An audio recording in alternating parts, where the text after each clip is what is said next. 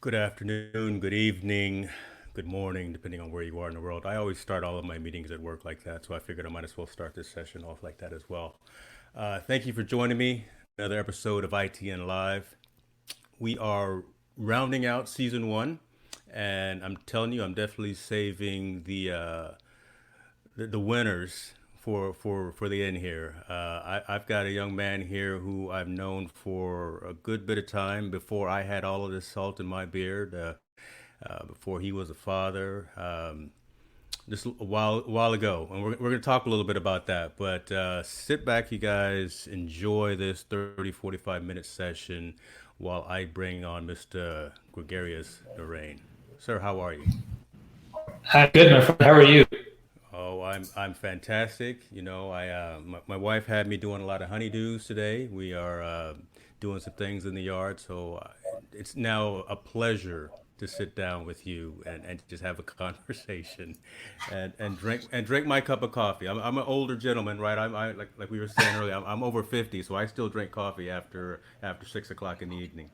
Didn't you ever find it funny that like our parents and stuff would drink like caffeinated tea at night before they went to Look, bed? I do that, right? Yeah, I don't know. I think once I hit 50, it started affecting me. But yeah. until then, I could drink coffee all day, all night, irregardless, and still, as soon as I hit the bed, I'd be down. But right now, I'm kind of in between, in the middle stages. So we'll see how it works. For these next few months. 2020 has Right. been weird though, so who knows what's going to happen? This whole 2020 thing. How are you, man? Tell the folks. I know who you are, but tell the people. Give us the elevator pitch, right? Tell everyone who Gregorius is. Yeah, that's a good that's a good question. It's always hard to summarize yourself, I guess, It's a but loaded question, I know. it is. Look, there's probably a couple of vectors worth of ways to understand me, I guess. Some ways, look, I'm an entrepreneur at heart. I've been an entrepreneur for 25 years.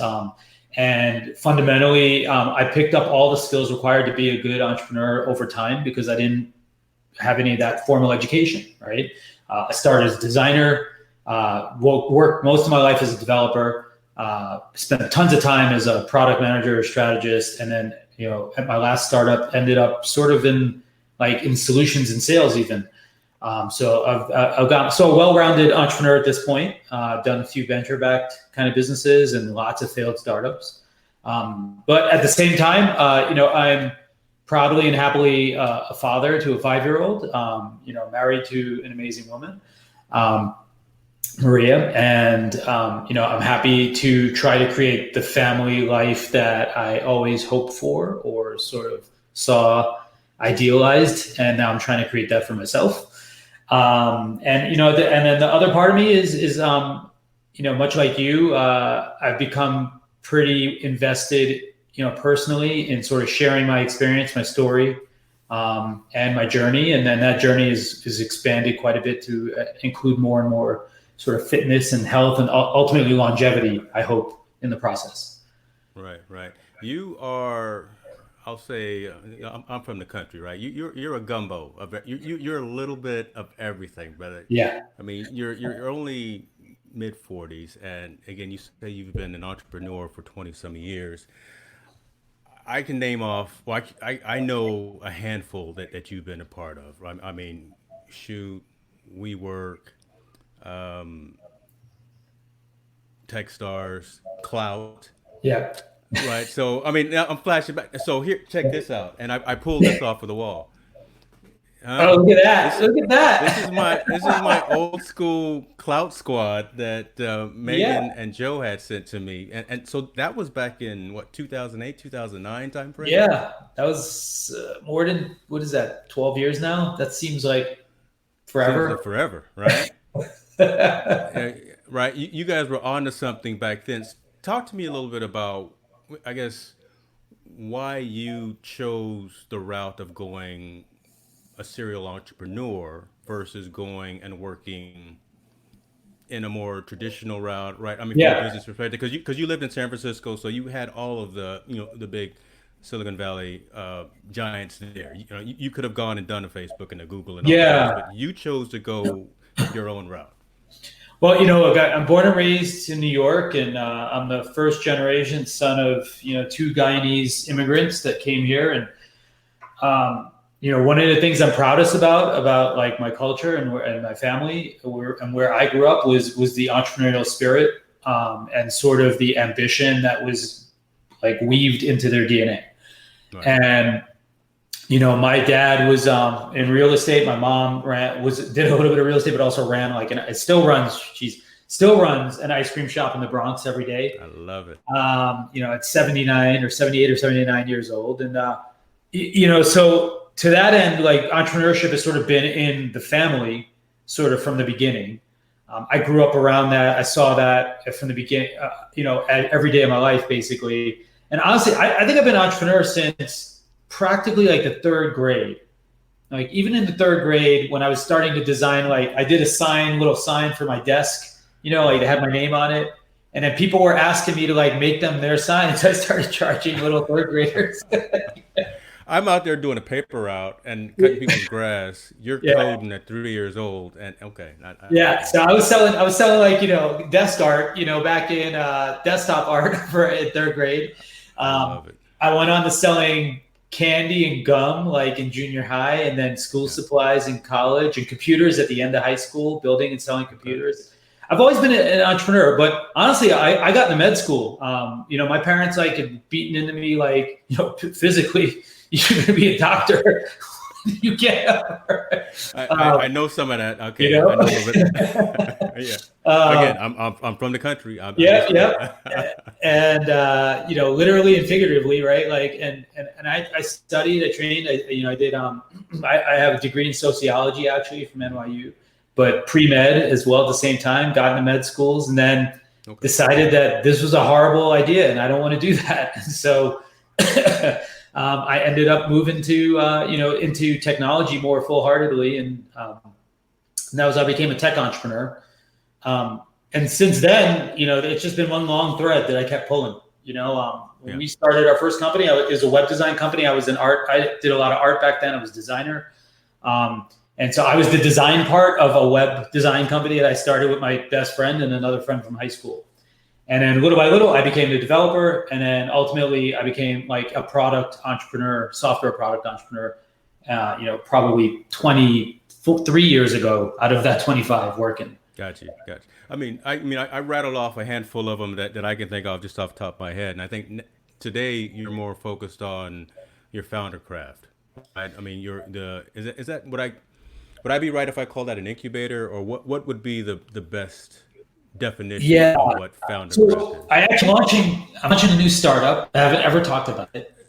Ladies and gentlemen, we got some groundbreaking news here on ITN. Gregarious and Narain. But yes, I am launching a new startup actually later this month or early, like just after 4th of July. We're close. I was actually working on the website all day. Okay.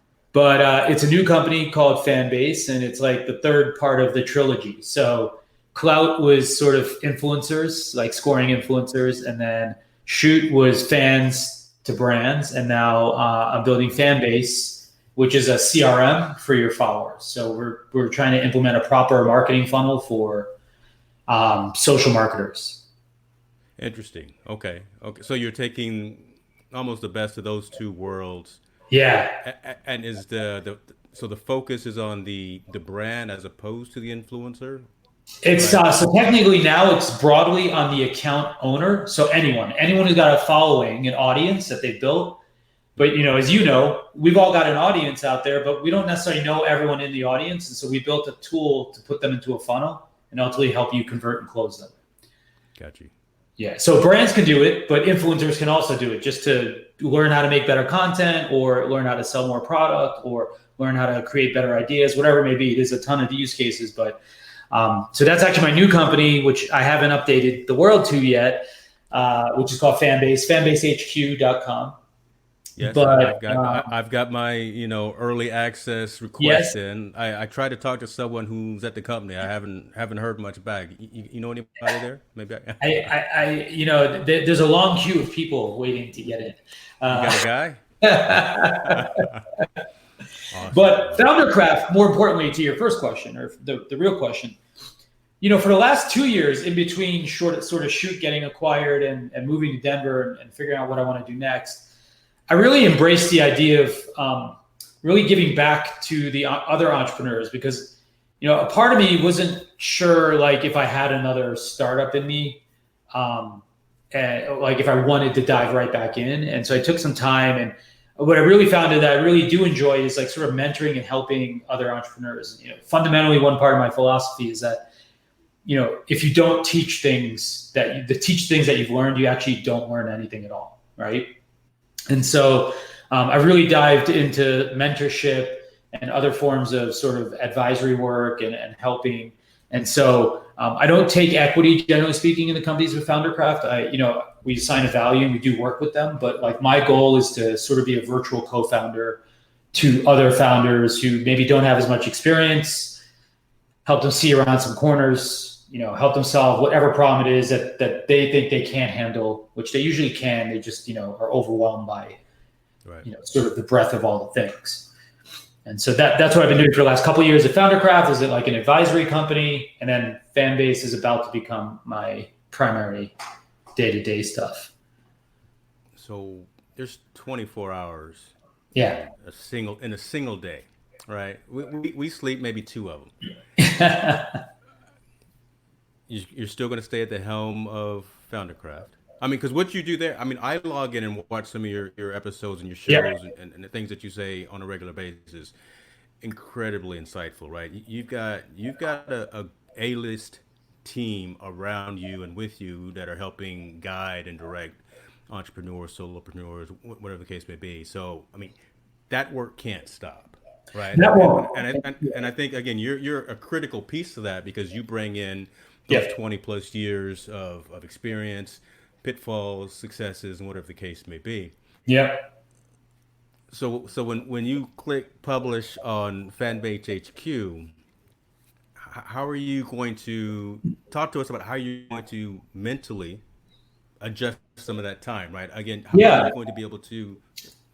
So I think where one, I do it because for me, that's my brain candy, right? And Yeah, so I don't, that's like my release, that's my escape. It's a way to like think about new ways to solve my own problems. It's about seeing what else is out in the world. It's also like for my own mental health to be able to do that as well. And so to me, like the live content I produce, and by the way, I'm building tools for content creators. And so it's always like an ongoing part of the research of my customer anyway, right? Like, so gotcha. staying a creator keeps me connected to like the struggles and the challenges that actual creators are seeing.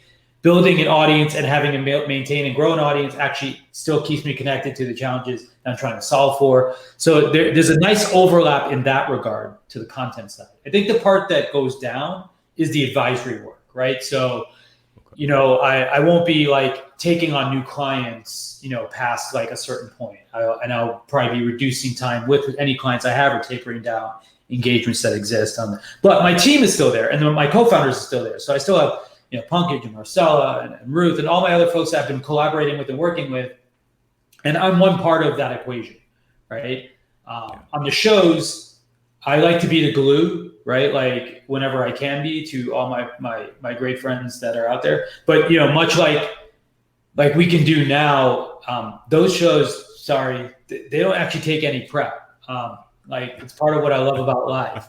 Like the good thing about being around for a long time and knowing a lot of people is you have great connections, friends, resources to bring in and have a conversation with, right?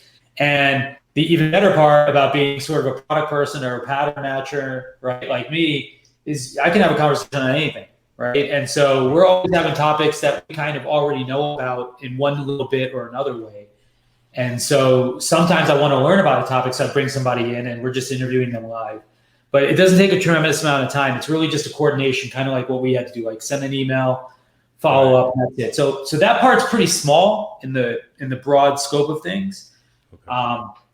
But yeah, I think that's the part that probably goes down. I'll probably be less accessible for like office hours and things like that, going forward on the Foundercraft side.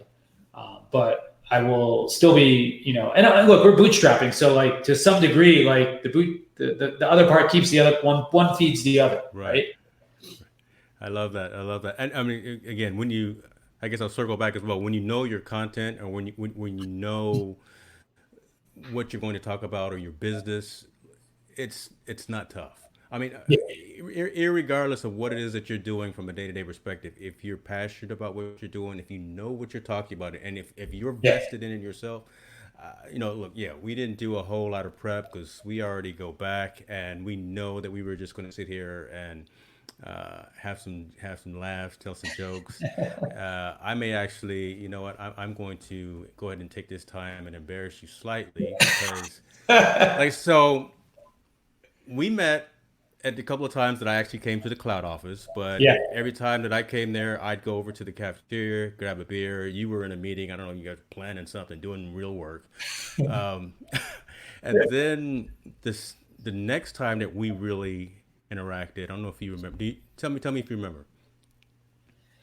I think we had a party, right? Or it was one of our events There's that always a you'd come party, to. but there's always a party. Yeah, Look, we but it was we like one of the. I think we'd done like an event for. I forgot which brand it was. I think what we did pulled a brand event for Cloud. It was one of our earlier Well, campaigns. I think you came. Well, I know Megan was at the one for the Sacramento Kings, and I was there for that. Yeah, I wasn't that one. And Joe came out, but it was actually Pressnomics. Oh yeah, okay. Wait. Oh, that's funny. Like that's not the one I was remembering. I was thinking it was like TNT for some reason. So I found, because Josh had me actually, I had just kind of started, really blogging, and shouts out to Pagely because Infotainment News is Yeah. hosted on Pagely. But I was looking back and I found this right here. This is Gregarious talking the business of visual media back in, I think, 2012 at Pressnomics in, was it Scottsdale, Arizona? Yeah, that was a Look at trip. I don't have to say that. quite the same anymore. You probably don't even, you don't have that photo anymore either. Do you? I I don't don't think think I you're the have only that one that photo has that. anymore. I do remember that talk though, because one of the funnier parts about that talk was that I proved that you can use visual media to tell a story because I randomly chose all the photos for the slide. Like it had no relation to the content. Yep, yep. And I'm in the back with my old Sony camera, when the original mirrorless Sonys. It got overheated because I was taking video, and well, now I Yeah. can get off that tangent. But so Yeah. so that's how far we go back. Yeah. And let me circle back. I had to throw that in because if I didn't, I'd be upset at myself. But I guess back to your utilization of time. So Fanbase HQ is coming out, Yeah. Foundercraft, all the other activities that you're doing. You got a little, was it 5, 6 year old now? You got Yeah. Solomon 5 years. Let's turn running 5. around the house too, right? So Yeah. I'm quite sure that I know that guy is just what's bringing that smile on your face right now, right? Because I hear his I've little feet running around upstairs already. but that's what it's all about, right? That's Yeah. that's what it's all about. Talk to us about being a father to young boy, 5, 6 years old now. Talk to us about that Yeah. whole experience. It is. I will say like there's a lot, this day and age, a lot of people feel like they don't need a child anymore, right? Or it's there's a lot of people waiting longer and longer to have a kid, Mhm. um, and I think they're missing out. Um, I just feel like there's like a whole journey of life, and I get it. It's a full on delta, 180-degree probably from everything you could have imagined. Or certainly it's some kind of wormhole thing where you don't show up. You show up in the life you thought you were going to have maybe 18 years later, but but it is there is not. I can't really say like there's anything more fulfilling in my life than having my son. You know, I I think it's people think the thing it's a selfish pursuit. It's like mentorship, but like it's almost like I would explain mentorship. It's like you have as much to gain out of it as the little person that you're sort of or individual you're imparting whatever advice, knowledge, experience to, Yeah. right?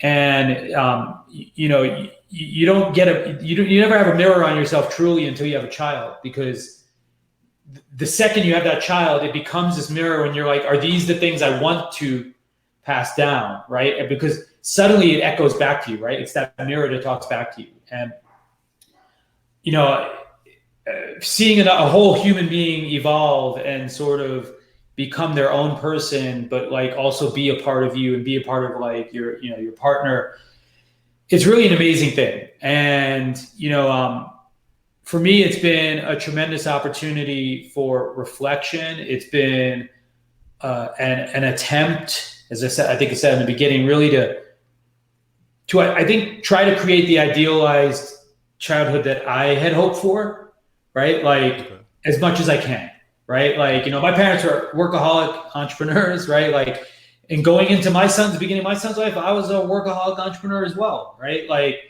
and honestly, my wife was really pissed about that, right? And um, and now like as things evolved, I started to see like that's not how I want to be, right? I don't want to be like raised by I don't want him raised by his grandparents like I was. I want to be raised by his parents, right? And I want to Yeah. know what he likes, and I want to know what he cares about, and I want to help him learn new things, and I want to learn new things because he's learning new things. Um, and so and I'm not resentful of my parents. It's just that because I have a mirror, or because even back then, when you're growing up, you got friends, like, or you got like you got neighbors, you see differences, right? And sort of you develop a plot line in your head about like what family is and what you'd like it to be like, right? And having a child, yeah, having a family, forget the child even, it's still like a chance for you to create the the future and the timeline that you think you'd like, Yes. right? Like, Yes. and so I think like I got that by having my wife, right? Like first, like where you get to model and build a relationship and a life together with someone like that you can share it with, and then you have that with your son, and it gives every day a bit of purpose, right? And it makes every day a little bit a new kind of adventure. And I don't know if you're like me and you're hypochondriac. It's like every day is a day for crapping your pants a little bit more, like like of what's the next thing that's going to go right or wrong, right? Like so. Look, let me tell you something. I'm couple of years ahead of you Yeah. because I've got two. Our daughter is 18. Our son is 15 and a half.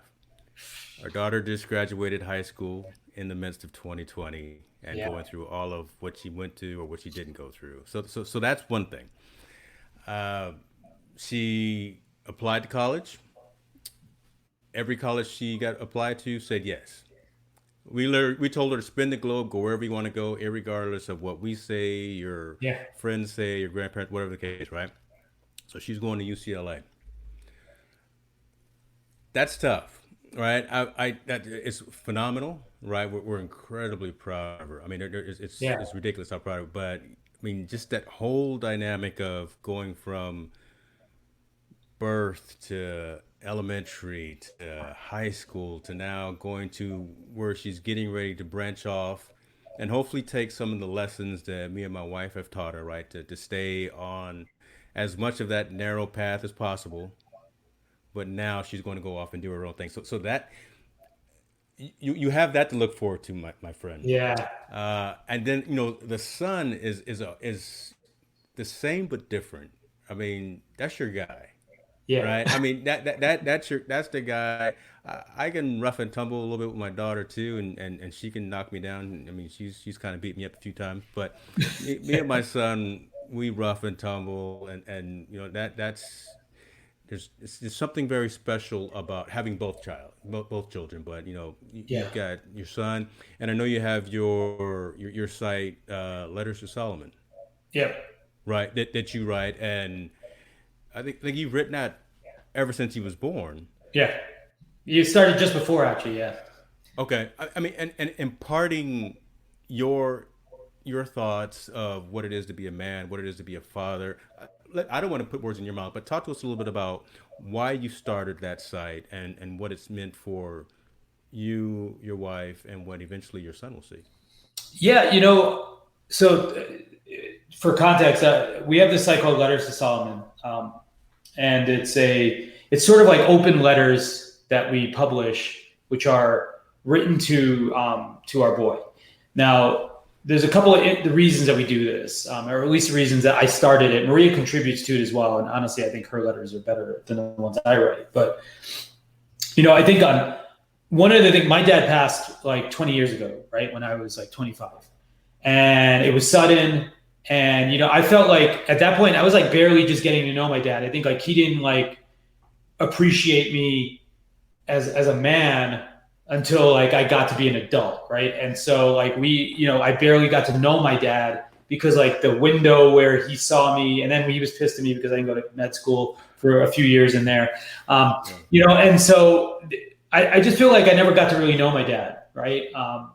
And one of the things that sucked about that is that I remember that like people always wait until they know someone's dying to try and collect these like memoirs and these memories and record all this video and all this stuff. And I'm like, look, half the time every day I feel like I forget something else already. And I'm like, I don't think my memory is going to be there later anyway. Like I'm just not forgetful. I'm a pattern. I guess I'm a pattern guy. I remember the patterns. I don't remember generic like specifics all that well, right? But what I wanted was to make sure I contemporaneously sort of captured how I felt about things, right? And I didn't want just a highlight reel. I didn't just want like this bragging reel about all the great things I did or accomplishments or fun things like that. I wanted it to be like my point of view on the world as the world was happening to me. And then that might change, right? So like revisit the same topic, 4, 5, 10 times over the course of your life, right? So I wanted that. I wanted that, not because like I think I'm going to die tomorrow, but because just in case you never know, right? Right. And I wanted to make sure I had minimally spent some time reflecting and talking to my son, right?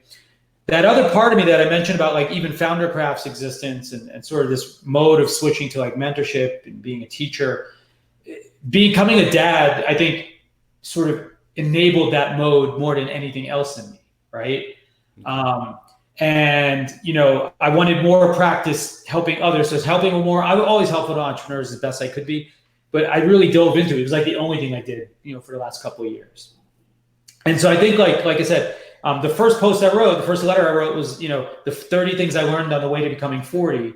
And I Yeah. found out we had Solomon when I was 40. I was 39 at the time. I started writing it, and I just rushed to finish it before my birthday. But I got like these first, 30 items down. Ultimately, I always tell people the first and the last are kind of the only two that really matter if you really needed the TLDR, right? But the idea is that by compacting my knowledge, by trying to force myself to think about things and think about what I learned, I'm learning myself, but at the same time, I'm making sure he is at least aware of the mistakes that I made, right? Or the things that I learned. And it's not that I expect him not to make the same mistakes or not to make mistakes. That's part of the process, right? But if he ever needed advice or guidance, maybe hopefully there's a letter to go to about it or somewhere to help him, like at some point later in time, right?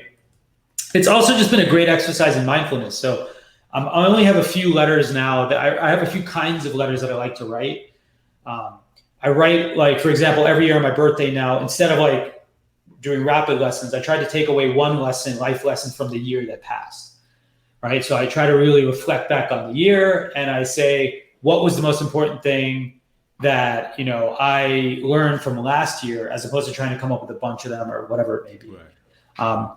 On his birthday, I also write a letter to summarize his last year of his life from my point of view, just so that he's got like a little bit of a sense of who he was from my eyes, at that point. And then on key birthdays or key events, I'll also write. Sometimes like, look, we're getting older. I have cousins and family that pass. I write about them. I commemorate them. So he understands the people who are important in my life as well. Dude, that's phenomenal. And not only do you write incredibly well and very poignant, very heartfelt and touching stories. The photos that you post, look, the last one where you, I don't know who took the picture, but you and your boy, I think was it on a railroad track or something. It was a few weeks On the ago. sidewalk. Yeah, look, your Instagram is way beyond my anything that I can do because you got the lighting right. You even told me about a little stand, so you got a stand to take your photos at the up angle. I bought that literally the next day that you That's told so me good. about it. We're listening. Yeah, I mean, so let me put it that way. I mean, I think what you're doing just from that letters to Solomon, and you saw I posted that link there just for others who can really get some value from that. That's an incredibly important thing to do, and I applaud you for that, brother. Appreciate it. Your kids, and you know this, right? They absorb everything, Yeah. everything. I mean, you always hear it from the old timers, right? They'll time slips by. Do it now before it's too late. Give me my flowers before I'm gone. You hear all Yeah. these colloquial, all these sayings, but what you're doing is real time and it matters, right? Because you and your wife are contributing to it, and it's better than a time capsule. It's better than putting it in a shoebox because it's real time and it's living. So keep doing it because I'm reading it, um, and it's some really good stuff. It's some Well, really and good stuff. the other thing to it, James, is that I hope it inspires people to try and do something similar. Yes, yes, Ultimately, yeah, because too often what I hear is, "Oh, I wish I could do this." I'm like, "You can do this. yeah, You don't even have to write. If you just want to say it, get a video, get your phone out and record a video. yeah.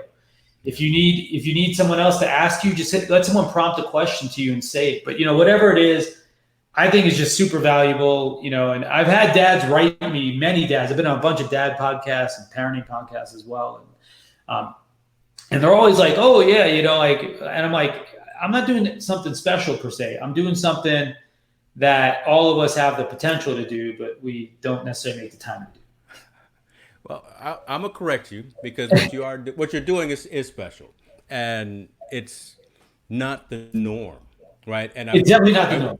I wish it was the norm. Yeah. So continue to do what you do because yes, you are inspiring us, everyone. I think in terms of what you're doing, and kind of like I said earlier, the world needs a hug right now, Yeah. and those types of bits of feedback, those types of contributions are really helping, especially to our youth, especially when it's the little guy that's running around in your house right now. Just wait till he starts eating all the food. I would be Wait till he's a happy for it. teenager. I'm trying to get him to eat more, man. I come downstairs and my guy is in the pantry with the door closed with his earphones on and he's just eating everything that's in there. I'm like, dude, are you kidding me? But I love it. I love it, man. So I mean, those are the things that we soak up. Um, we've talked about your business life. We talked about your family life. Yep. I really want to talk about kind of some personal things that make up you on a day to day basis because we have a very similar routine, I think, right? In terms Yeah. of how our days start. So that picture that I posted, yeah, you don't look like that anymore. I mean, you got a little upper chest action going. Talk to the folks You make your about chest that. look bigger, by removing the belly. No, I should have cropped it just a little bit more. I think that's what hold on. Let's crop just a little bit more. But on a real, talk to us about what you're doing to take care of yourself. Because again, I'll call it a transformation, right? I mean, again, not Yeah. not that you were in anything bad back then, but dude, you look like you've definitely turned the clock back. Talk to us about what you're doing.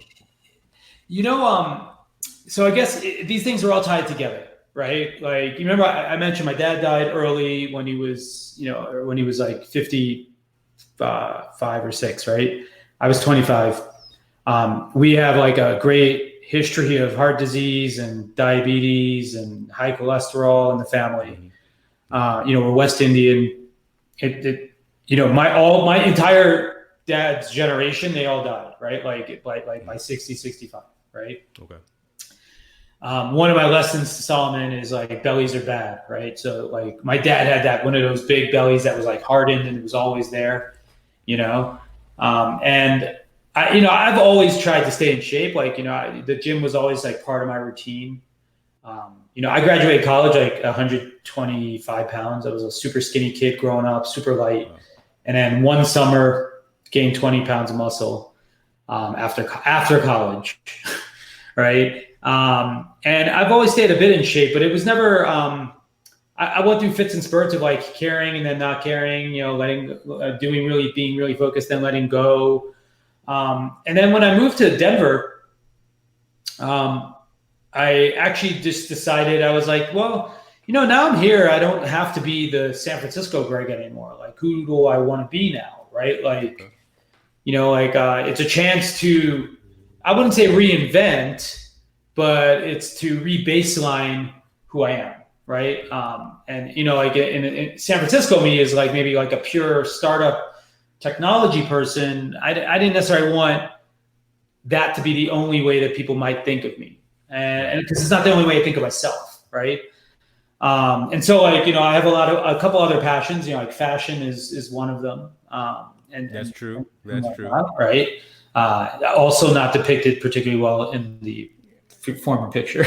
I'm not even I didn't even bring that up as a topic because I remember you had a Google share of it was suit of the week or suit of the maybe it was even suit of the day. Yeah, suit of the day for 20 days, a month straight. Come on, man. I can't keep up with you. I got some decent in the closet, but every single day they come out with oh my god. So so there's that. There's fashion, but then fitness was another thing. And when we got here, I don't know, something clicked to me, and I just said like, well, it's interesting how all these things go together, like I was saying. So obviously my family's health history sort of was like one reason that fitness was always on my mind. When Solomon was born, I'd never watched YouTube at all, like ever. Right. And then suddenly I'm up all night and I'm like, all right, well, I don't know what else to watch. And I just started watching YouTube, and YouTube just turned out to be this great place because I could find anything that I was interested in. And I was like interested in fitness was one of the things. So I started watching workout routines and other things like that. And I would always go. I've gone to the gym at like 5 a.m, probably since I've been like 23, 24. Right. Yeah. If I go to the gym, it's always like early in the morning, but I didn't always go to the gym. Like I had months where I hurt myself or, et cetera, like that. Right. But the longest I think I ever went without working out was maybe a year. Right. But that was sort of always like there. But what really got to me is I was watching this one kid, and he did this contest every year called Summer Shredding. Right. This guy, Christian Guzman, he's got a YouTube channel. And I'm like, I watched him for 3 years, and I'm like, why am I watching somebody lose weight? Right? Like, why don't I just do this? Right? Like, and this was like in March-ish. I just come back from South by. I was probably the heaviest I'd been in the year. It was like 148 pounds, 149 pounds. I'd just been drinking, eating crappy for like the whole part of a while. We moved, we drove out. I know South by, yes. Post-holiday weight. I didn't feel good at all, right? And I was like, all right, I need to stop drinking. So I was like, forget it. I'm going to enter this contest, right? So you pay like $20, and it's an online contest. So you just take pictures. And I'd never, ever done this before, right? I'd never shared a picture of myself like without a shirt on before either, right? And so I just when I started doing what I had been learning passively, but never for practice, right? And so I started dieting. I started working out more intently, started tracking all my workouts. And I've done this many, many times in the past. I've usually been the one rallying people to get back into shape or try to work out, do 1,000 push-ups, whatever things we're going to do here and there. But I got into it, and I went from 147 or 8 pounds right after South by early March to 126 pounds in June. And I didn't know it at the time, but I probably was around like 6% body fat, like when I did that cut. And You're killing me, Smalls. You're killing me. Well, so first of all, before you go on, so yeah, 120 some pounds. Your height though. Tell everyone your height. so I'm like about 5'5.5". Yes. Okay. So See, I'm I'm small. 6 foot. Yeah, I'm 6 foot, and I weighed in this morning at 185. which is still lean. Yeah. Yeah. So I'm not at 6%. Yeah. We can talk about that later too, but keep going. Yeah. But I don't know. I just got committed to it, and it's it's just something I enjoy because it pays all these dividends, right? Like Yeah. it keeps my mind energized. It helps me.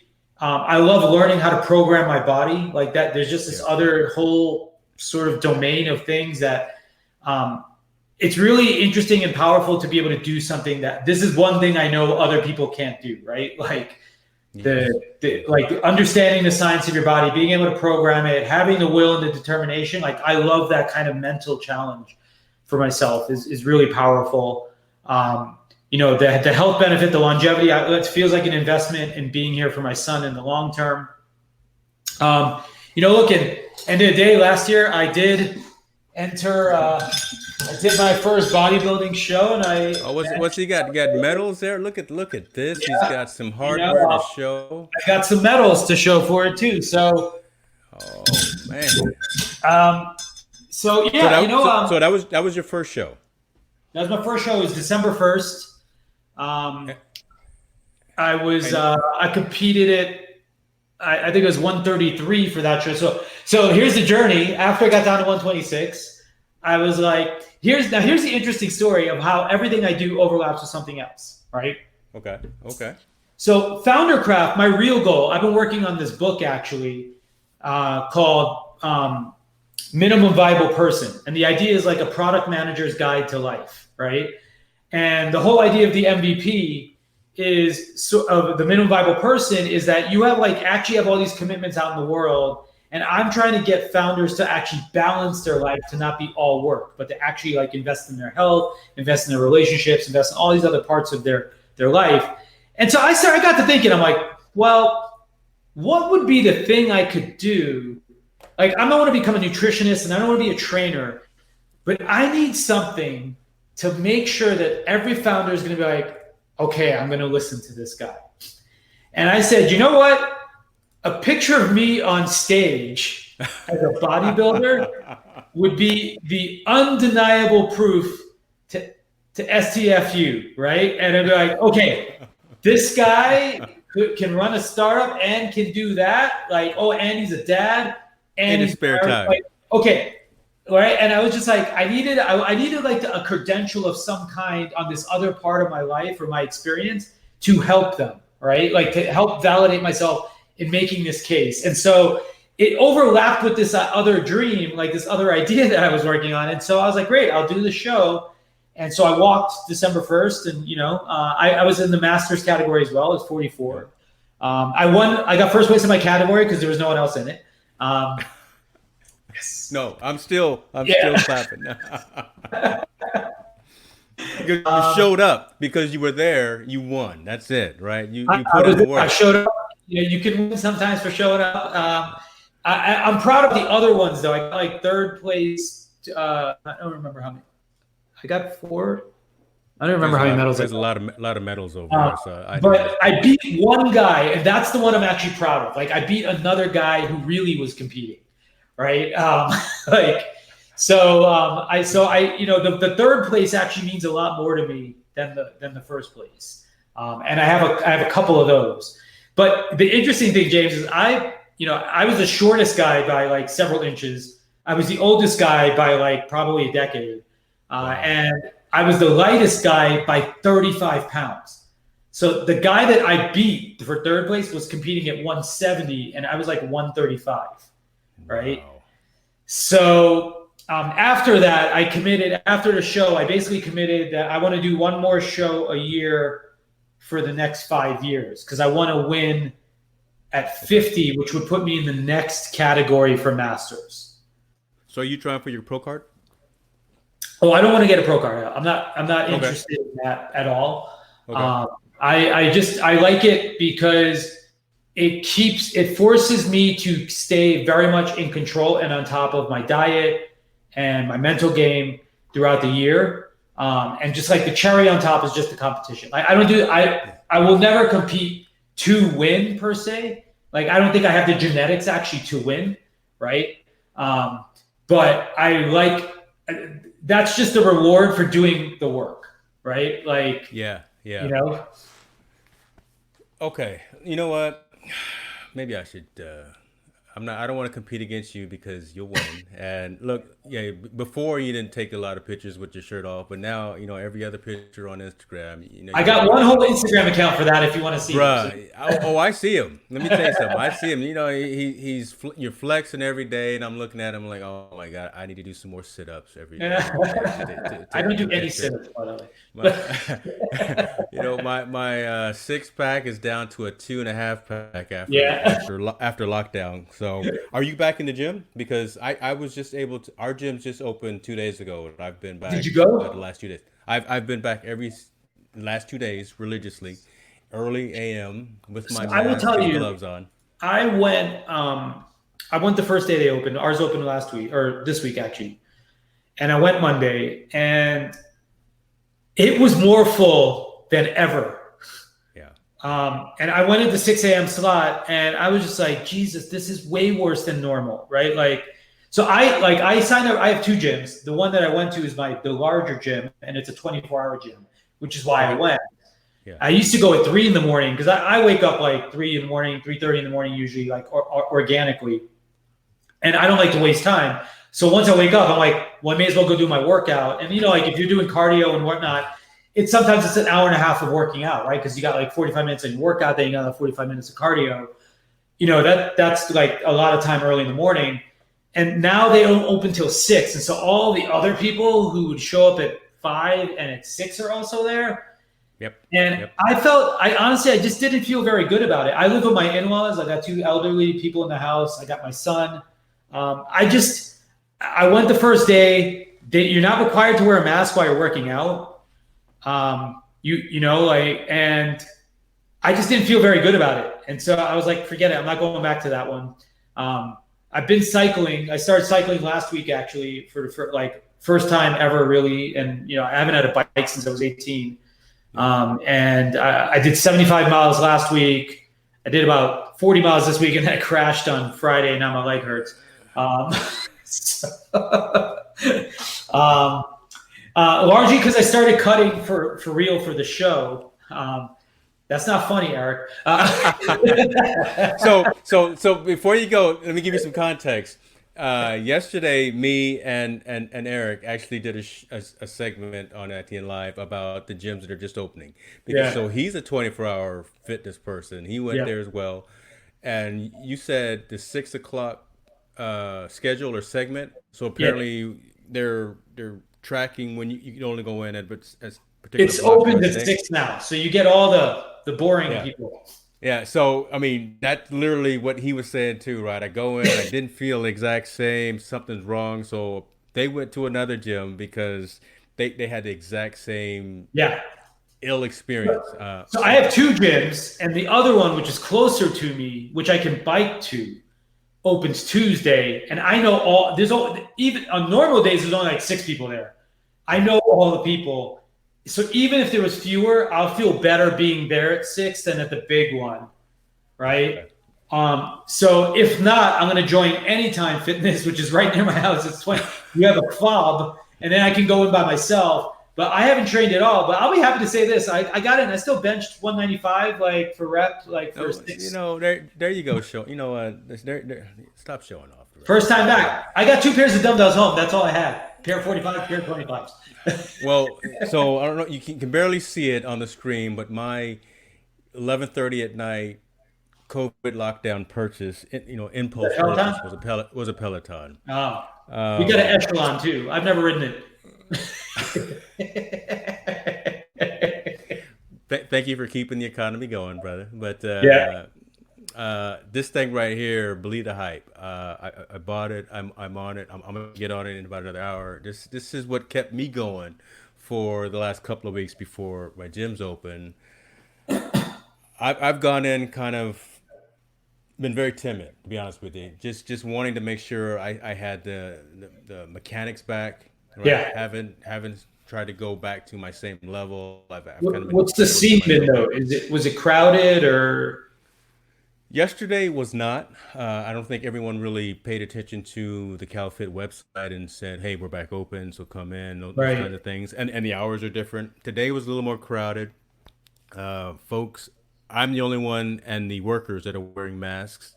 I don't like that, but and every other piece of cardio is open, right? So they've got Okay. one in between, so you Yeah. have some bit of social distance. But you figure all the Nautilus equipment, all of those things are already 6 feet apart, so they Right. didn't have to move a lot of that equipment. But Yeah.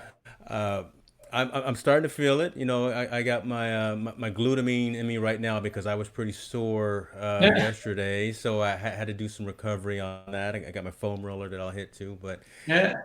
I I agree with you 100%, man. It's the mental thing, it's a spiritual thing, and it really does encompass every other thing that we do, right? I mean, if you go in and put your whole heart and your whole effort into taking care of your mind, your body, and your spirit, you're going to be better for yourself, you're going to be better for your family, and you're going to be better for the sphere of influence that you have. So your work life and everything else around that. Yeah. It's critical to do those things. So next show is when? So if I do it, it will be August Oh, 22nd. you'll do it. Oh, you'll do it. I You'll do it. so here's the thing. My goal was to be 5 pounds heavier every year that I compete. Right. So I was 133 when I cut down for last year. My goal is to be at 138 this year. So what I'm going to do is I'm going to look at how I look when I'm at 138 and see if I feel like it's like I don't want to win, but I don't want to be last. Right. So um, That right there, put that on a t-shirt. yeah, Put that and and so here's the thing. I was bulking. I went up. I was up from from 133 in December. I would when I started cutting, I was at 158, right? Like or when quarantine Okay. started, I was at 158, right? And my target weight was 170 for the end of May, and then I would have started cutting down to get to hopefully 130, like 140, Right. like lose 30, 20, 30 pounds, pick up a lot of fat in the process, right? Um, and so I don't know. I'm better. I'm up right now. I can tell I'm up without having the gym, right? Like my body fat's probably like 10.5 today, right? You're At like killing me. You're 140, killing one me, and a half. dude. I meant Yeah. okay. I don't even you're killing me. It's a thing. But here's the thing, like the stupid shit, annoying stuff is this, right? Like anyone else at my body fat would look totally ripped, and I'm like still a West Indian dude, so I basically look like skinny Hold but not on. like ripped, right? Like Hold on. I'll find a photo. I'll find a photo because I'm at you're at 14. I'm at 16. So and I've decided consciously that I will never be sub 10. I don't want to be sub 10, but my goal is 12. So I'm at 16 right now. oh, I'm 10 and a half. Oh, excuse me. My goal is 7. All right, all right. Yeah. I Yeah, was 8.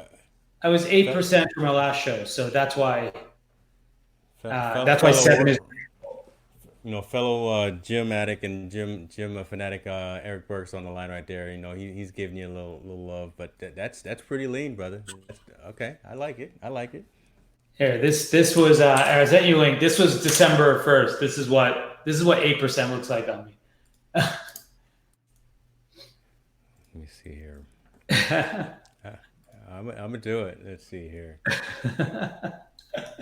Well, first of all, folks, this is the man's sight right here, and this is what I'm. These are the pictures that I get every day, right? I mean, this guy's walking around with no shirts on. That's my You normal know, feed. Now it's yeah, gone a little less. he's flexing with medals all over him and Yeah, everything. that But was the show. There you go. this guy right here is it's just impressive. All right, let's see what we got here. This was the photo shoot before my show. So that's what 8% looks like on me. Dude, you look you're a bad man right there. You've always been a eccentric with the hairstyles too. Yeah. Well, I that's my show here too, right? we can have a whole nother show about that, right? Just the fashion, the hairstyles, the suits. We can go for hours about that. But yeah, Yeah. you got it going right there, but you're gonna do all right. You're gonna do all right. I love it. I So love it. yeah, I'm a character, I guess they say. You're you're multidimensional, and that's great. I mean really that's commendable because you've got, I guess, in summary, right? I mean, you've got so many things going on. You've seen so many things. You've done so many things, right? From a business and from a personal perspective. And you take a lot of that experience and you impart that on folks around you through Founder Craft and through some of the other things that you do. But you focus on a work-life balance. My old employer had that kind of as a mantra. You don't just work all day, every single day, worrying about a dollar. You focus on, and let me know if I'm putting words in your mouth, but you focus on what's important to you, society, and what makes you happy, and what kind of change that you can make, right? Again, I worked for Apple for 10 years, so you're trying to make that dent in the universe, right? And what Yeah. I so will say this, James, and I'm guilty of doing this myself, is we all have a lot, like even us, we still invest in our fitness, but for me, a lot of it becomes like part of the job too, right? hmm hmm And I think like the reminder you have to give yourself constantly is that it's a privilege and you should be grateful for it, right? Like to have it, to have the ability to do it, and to be able to have the time and the luxury to invest in yourself is something that you should value. And the day gets slotted up into like this time, this time, this time, this time, and we usually don't. It's easy to not stop and take a breath and appreciate that you have that time to do it, right? yeah, And that as much as it may feel like work, that you're getting something out of it, right? Like, and remember that you are getting something out of it, because I think that ultimately is the fuel for it to keep going, right? yeah, Because as you've been an entrepreneur as well. All pursuits in life require fuel and energy, right? And right. that fuel tank is only refueled by being able to acknowledge the progress you've made, to look forward to the thing that's to come, right? And to be grateful for the things that you have already, right? Like, and so, without that kind of perspective on things, it's easy to deplete your energy or interest or desire to do anything almost. Yeah, that's pretty heavy there. I got to think about that a little bit. That's very introspective as well, right? Because if you don't appreciate where you are today, how are you going to appreciate where you're trying to go? I think from a summary perspective, I think I'll put Yeah. it that way. Um, Dude, you're a special guy, right? I really, and I want this recorded. I want this known. You are a good dude, right? I appreciate it. Congratulations on everything, on the successes, on the failures, on the journey, right? You've been there, you've been back, and what you're doing is you're sharing, right? You're helping those coming behind you avoid some pitfalls, and you're helping them to you're guiding them in the right direction. So for that, we fellow business people, we fellow entrepreneurs, we fellow folks that are in the business world, say thank you for that, for caring about where you are and where you came from, kind of thing. I thank you for being a good father. Definitely thank you for being a good husband as well. I will never get to 10% or 10.5 body fat. So I would have a four-letter word or something to say to you about that right now, but I'm gonna I, be good. I'm gonna be good when I get to my 12%. it's coming. You know how to fix it. You just don't want to fix it. Let's be clear. Yeah, And that's an okay choice. All right. I have different goals. My goal is 12%, and so I'm at 186 today. My goal is 195, 12%. Which is huge. I mean, like if you think about it, that's such a big difference. I mean, like that is way harder than my goal. Let's put it that way. All right, like 'cause I can lose fat and muscle quickly and get down to a number. Right? Yeah, yeah. I've got till October. I got till my what am I now? 50? 51? I don't know. Yeah. Well, October 28th, my next birthday. That's my next goal. When I don't see when you get over 50, dude, you start these things. You start Yeah. to get. It definitely gets harder and harder every year, man. So I love it. that's okay, Eric. 22% is lots of room for improvement. Yeah. Well, again, he's been locked down, COVID too, right? Yeah. He's an ice cream guy though. So this Oh, guy. by the way, 15 is like under 20 ain't bad. Like, and I recommend most people be like, around 20 is pretty okay. Yeah. Yeah. I mean that's true, right? Reality and what you can achieve and maintain without going through cuts and bulks and food preps and all that. I mean, Yeah. just being comfortable, being healthy. Yeah. I mean, yeah, mid 20s is fine. We've just got some deviated goals than what I think everyone, the majority of Totally. society. I don't recommend any of the crap I do to anyone.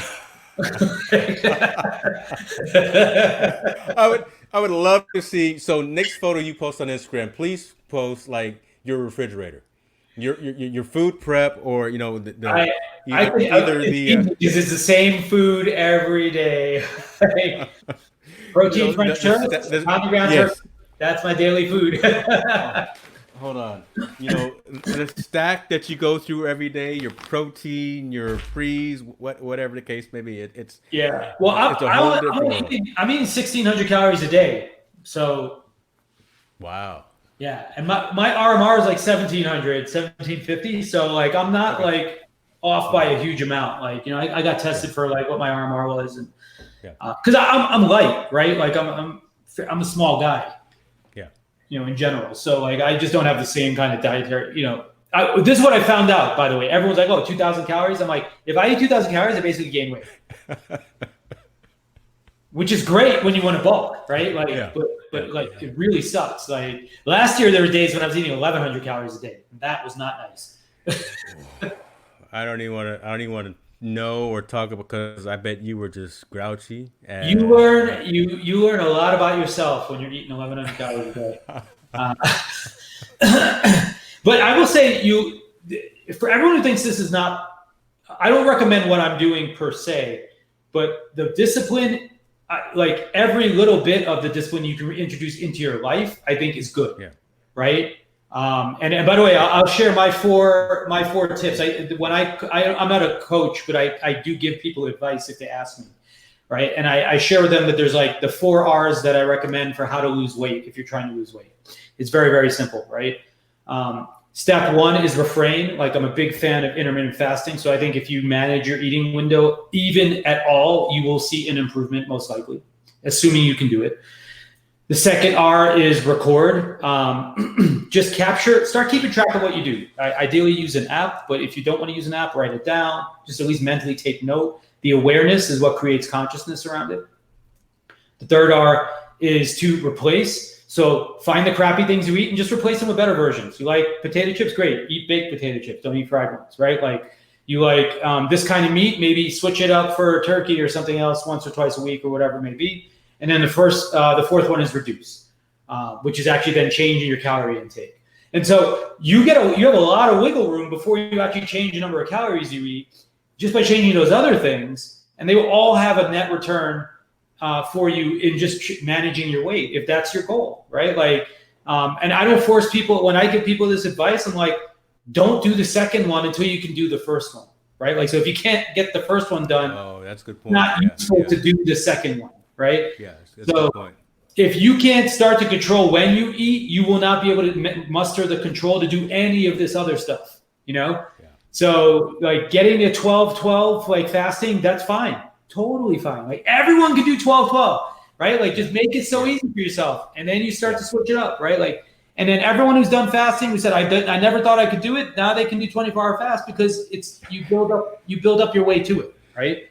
And those 4 things, just simple things, nothing complicated. You make your way there, right? And then you find what makes you happy, and you will lose weight. I guarantee you. Because ultimately, losing weight is all about, it's just math. It's how many calories you put in your body and how many you burn. Right. It's counting macros is all math.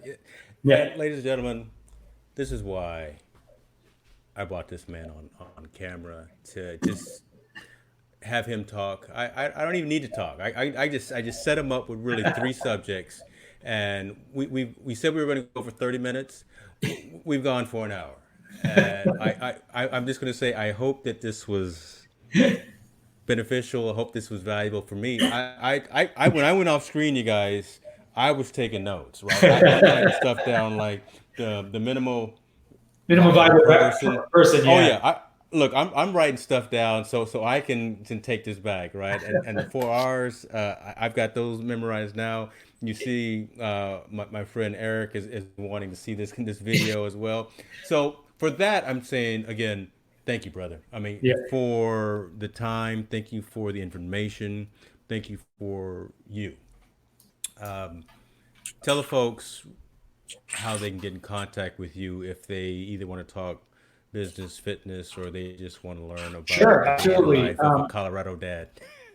You obviously, I'm on Instagram, Gregariously, but if you want fitness, it's fit by default, fit x default. But feel free to email me, gregarious@foundercraft.com.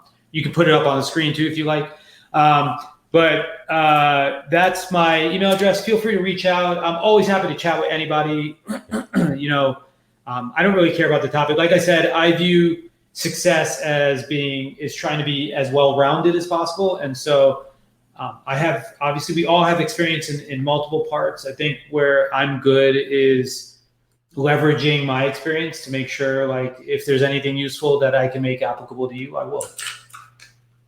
Yeah, and I will put all of those links and this email kind of in the show notes as well, because I think I told you I'm gonna pull the video down, throw that up on YouTube, pull the audio down, put that on podcast, so this content will continue to live and I think be a benefit and a value to folks who take the time out of their day to listen to it. So with that, Greg, thank you, brother. Get back to your family. Enjoy the rest of your night. I will see you virtually in the gym tomorrow morning. I'm not going to be there 3 o'clock. my gyms are still on special COVID hours, so I'll be there at 7 a.m. I will be there at 7 a.m. I'm waiting for them to go back to normal hours so I can like be alone in the gym again like usual. I love it, man. Yeah, and what you just sent me in our back channel, I will make sure that folks. Yeah, that was the original origin post for the minimum viable person. Definitely. Okay. I will, you know what? I will actually turn that into, we're all content creators, right? I'll turn that into a post on Infotainment News, right? That's what we do, right? Thank you, brother. Appreciate you, man. Have a great night. Thank you again. It's been a pleasure, man. I will talk to you soon. Thank you, everyone, for watching. I'm James Hicks, as you know, on infotainmentnews.net or at James Hicks, Twitter, Instagram, all those good places. I will see you next time. Be safe. Be good. Oh, yeah. Wait.